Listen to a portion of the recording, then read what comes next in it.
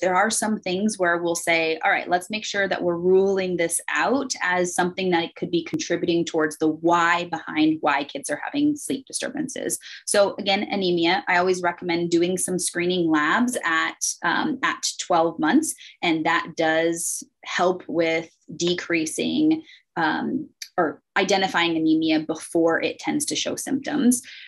Glucose, we talked about that, blood sugar imbalance, really making sure we're monitoring for concerns of things like diabetes. Thyroid, it may sound really young to look for thyroid disorders, but especially hyperthyroid, to where they are just extra energized, and that can really affect sleep, and vice versa, to where if kids are just seeming like they're really tired all the time and they're sleeping too much during the day, and then it affects sleep later at night. So really looking at some of those things. Sleep apnea. Kids can have sleep apnea as well. So making sure that during their well child exams, the provider is looking at the size of tonsil, we call it tonsillar hypertrophy, how big they are, because that can be an obstruction. It's not always if they're big that it's causing an obstruction. So if you're noticing that your kiddo is waking up really frequently, what I'd want you to look for is, are they pausing?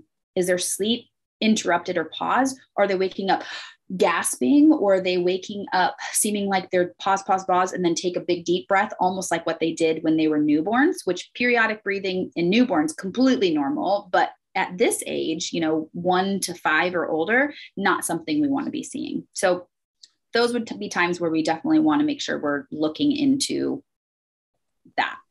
And I'm also a big fan of pediatric chiropractic care too. I think that obviously coming through the birth canal can be, a bit traumatic.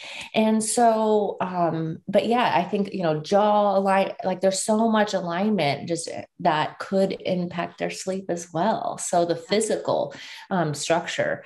Absolutely. Tongue ties.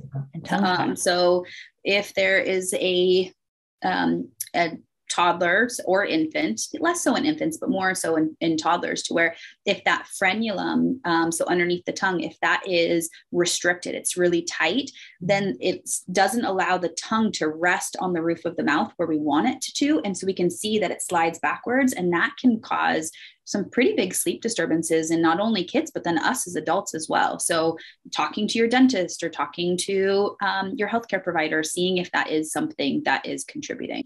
Also, if we have food allergies. So I mentioned with my oldest, she was a terrible, terrible sleeper. And what we discovered is not only did she have true food allergies, and that was waking her up because it was causing more GI upset, but then also things like silent reflux or actual reflux, that those can be really big contributors towards sleep problems. So something that I encourage you to reach out to your healthcare provider regarding of if you're feeling like there's got to be a reason for why my baby isn't sleeping.